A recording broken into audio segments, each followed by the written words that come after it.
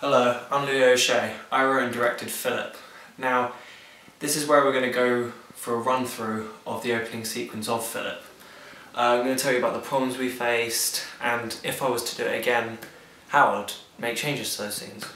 Props. Now, these varied in shapes and sizes, but most of them were pretty simple. I used Photoshop to create these sort of designs here. This is based on a Coke can, like this one. Except it's been changed to say Casper Gorski, Director of Photography. Slightly faded now, so you probably can't read it. But these were simply done on Photoshop and then printed out onto a sticker paper and then added to a painted white surface. In this case, a Coke can, or a Diet Coke can. I wasn't really going to waste my Coke. I then moved on to my special effects flakes, which was done on a Kellogg's Crave cereal box. Some other props weren't as easy as that. There was a carved apple, or two carved apples, that together read Harry Keenan, and this was one of my character credits. This varied in shapes and sizes. It moved on to a banana and then back to an apple, and in the footage you couldn't quite clearly see that it said Harry Keenan, and I'm not sure if it overall worked, but I feel that the audience probably picked up on what I said. Hair and makeup was probably the most difficult prop to create. Hair was scratched onto a bit of toast, burnt toast, but I messed it up many times. It ended up being about 7 stacks of toast, all with hair somewhere on them, messed up. The top layer, of course, was the final one, and then And Makeup by Robin Henry was literally just a black and white sticker on a white bowl, and it gave the appearance that it was some sort of stencil or something onto it. I thought it worked quite effectively. It turned out that props were actually the easiest thing about filming that scene. Most of them were finished a week in advance. It was only the few involving fruit that needed to be done on the day. It actually turned out that the actors were the biggest problem, because my main character originally was a friend who I'm not going to name, and the other character was meant to be actually a girl rather than the final one where it was a boy. And she was unfortunately on a ski trip at the time, and she is completely fine with that. It was my fault. I should have scheduled it around her more than her around me. So I thought I'd bring in a guy to do it instead. He came and he was fine, but the main actor decided not to show up, basically. And he left me and my cameraman sitting around not knowing what to do, and then we called Harry. And Harry turned up and did the scene with the other guy, Tom, and they worked quite well together. They luckily looked like siblings, so, well, enough like siblings that it worked. They're quite similar complexions, skin colour, hair colour, all worked out quite nicely. Now their costume though was lined up to be quite different.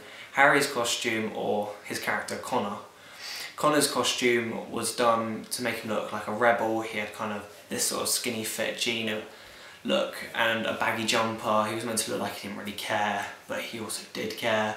Whereas Boris, who Tom played, was in a much more well-dressed approach. He had a shirt on, dark jeans, he was smoking, looking cool. He was meant to be the kind of cool older brother who didn't really say much.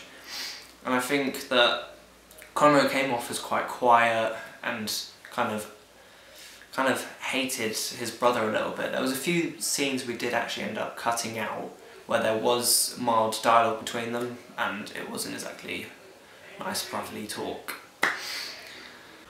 Well, yeah, Louis called me up. I didn't really know anything about it, but I just thought, why not? And then he gave me a copy of the storyboard. I kind of looked over it. I mean, there's no dialogue, so I didn't really need anything else. Yeah, and then we had to wait for Harry for a while because he lived further away. Yeah, so I got a call from Louis saying that Callum hadn't showed up and he needed someone who looked like Tom's brother. So yeah, they rang me. I got 2 buses over to Louis', got into costume, Louis' clothes, and we just started filming. Me and Casper went over what we wanted Tom to do. We gave him the storyboard. He seemed pretty set. I basically just stood over Casper, looking down at the camera, making sure he was doing exactly what I wanted him to do.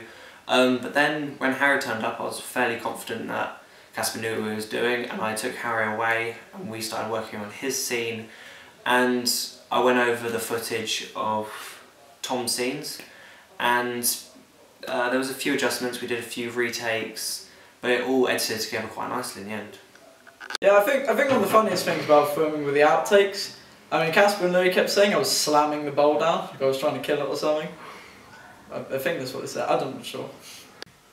But yeah, Harry just kept slamming this bowl on the tray. I mean, we thought he was trying to kill it or something, and then, I mean, me and Louis just looked at each other and then looked at him and then just said, "Do it again, man."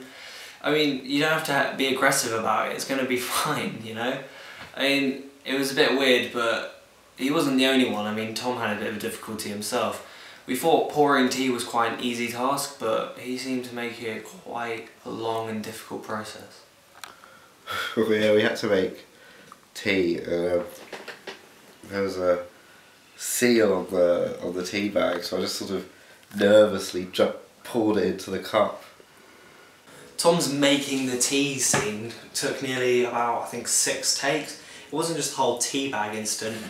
He also, out of all the mugs in my cupboard, he decided to choose this one. Homer Simpson mug, which is nearly the size of my head, I think.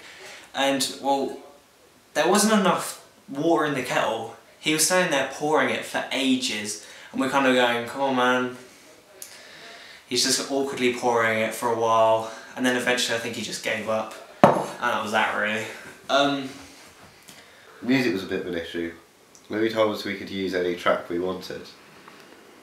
So we all sat in Louis' room and sort of talked about things that we could use. We were all saying things like Moby, Justice, you know, something that would kind of fit the mood. Yeah, so we're all pretty excited about the tracks we were going to use in the film. I think we all decided on Moby. It was going to be Porcelain or Honey or something, but in the end we just couldn't use it, copyright or something. It was a bit of a disappointment. I wanted to use Barbie Girl, Louis just didn't see my vision. Going back to the soundtrack, luckily I found Cyrus Allen, who was my age, he was a musician, sent him a message. He said it was fine. It was quite a success after the whole copyright issue. Wasn't allowed to use the Moby tracks I was particularly really wanted to use for the track, but I'm quite pleased with the end result. Cyrus's track fitted really well. The footage shown in the opening sequence of Philip was only really half of the footage I really wanted people to see. Unfortunately, I was only allowed 2 minutes long for this introduction, but it was also because I was using a Mac computer and the school computer, which was unfortunately Windows. Yeah, so Louis called me and said, oh, all the filming's done. And I was like, oh great, all we have to do is edit now. Wrong! Apparently, because Louis does his stuff on a Mac, and he had to do the editing on a school computer, which is a Windows, it's just a big nightmare. If I was to shoot the opening sequence of Philip again, I don't think there'd be many things I'd change in the scene. Maybe the carved apple, and I might directly go to the more compatible actors rather than waiting on people who look right but don't necessarily play the right part. I really enjoyed working on this opening sequence of Philip, but after filming this I wasn't quite done with Philip. Of course I had to edit this scene, put the soundtrack in, make sure everything was dubbed up right, but I also had to film the next scene. This scene it comes in about a quarter of the way through the film, and it's, well, let's say the lairier, more aggressive scene compared to this very chilled out scene. It had a very dubstep, cool, angry track in the background, and we used a lot of fake blood, and it was quite crazy jumping from this scene to that. But yeah, we've got the poster ready and everything. I really enjoyed working on Philip. I hope this is the first of very many films to come. I hope you enjoyed watching it. Thanks.